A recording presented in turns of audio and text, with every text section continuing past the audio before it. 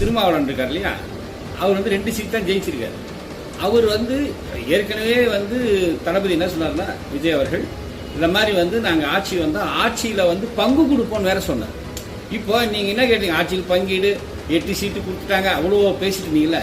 அதாவது ஒரு மனுஷன் ஆட்சிக்கு வந்து அந்த என்னதான் பண்றாரு பாருங்களையா. இதுல என்னையா உங்களுக்கு பிரச்சனை? எல்லாரும் ஆளுக்கு ஜவு மாதிரி இழுத்துருந்தா ஒரு ஒரு ஒரு இளைஞன் வந்து ஆட்சிக்கு வரவே கூடாதா? ஆண்ட ஆட்சியே தான் சுரண்டிட்டு இருக்கணுமா? இதுக்கு நீங்க எல்லாம் துணை போகணுமா? கம்யூனிஸ்ட்ன்ற பேர்ல 2 பேர் இருக்காங்க பாருங்க, உண்மையிலேயே தேர் நாட் ரியல் கார்ல் மார்க்ஸை படிச்சிருக்காங்களா? எங்க வச்சுதான் என்னன்னு தெரியுமா? மார்க்சிசம் படிச்சிருக்காங்களா? இன்னொரு 3 சீட்டு கொடுங்களா ஐயா. ஏயா பழைய பழப்பெருச்சாலையில் தான் தூக்கி கிடாச்சிட்டாங்கல்ல மக்கள். இனிமேல் கொஞ்சம் புதுசா யோசிங்க, புதுசா சிந்திங்க. வணக்கம் மக்களே, ரொம்ப நாள் கழிச்சு உங்களை நேரில் பார்க்குறேன்.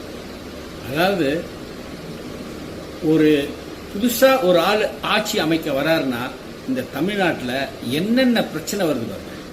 அதாவது உண்மையிலேயே மு.க. ஸ்டாலின் அவர்கள் நிச்சயமா பாராட்டணும். நாங்கள் எந்தவித இடையூறும் தரமாட்டோம்னு சொல்லிட்டாரு.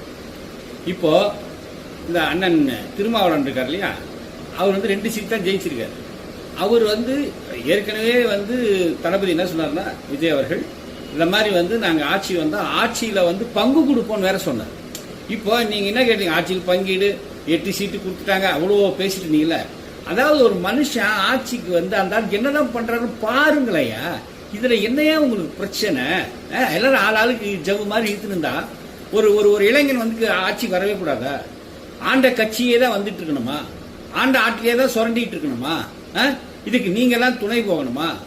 தயவு செய்து ஒரு நல்ல முடிவை எடுத்து ஒரு 6 மாசம் பாருங்க. அவர் ஸ்டாலின் ஐயா சொன்ன மாதிரி பார்த்துட்டு அதுக்கப்புறம் சரி வரனா என்னன்றது ஸ்டெப் எடுங்க. அதை விட்டுட்டு என்னங்க இப்படி பண்றீங்க? இந்த கம்யூனிஸ்ட்ன்ற பேர்ல 2 பேர் இருக்காங்க பாருங்க, உண்மையிலேயே தேர் நாட் ரியல் கார்ல் மார்க்ஸை படிச்சிருக்காங்களா? எங்க வச்சுதான் என்னன்னு தெரியுமா? மார்க்சிசம் படிச்சிருக்காங்களா? என்ன லெனின் பத்தி தெரியுமா ஏதாவது? ஒருத்தங்க ஆட்சி அமைச்சா அதுக்கு என்னென்ன பண்ணலாம், எப்படி பண்ணலாம்?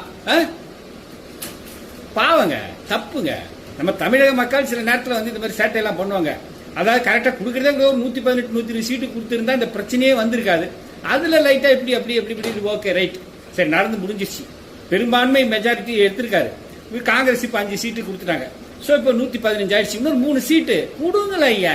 ஏயா பழைய பழப்பெருச்சாலையில் தான் தூக்கி கிடாச்சிட்டாங்கல்ல மக்கள். இனிமேல் கொஞ்சம் புதுசா யோசிங்க, புதுசா சிந்திங்க.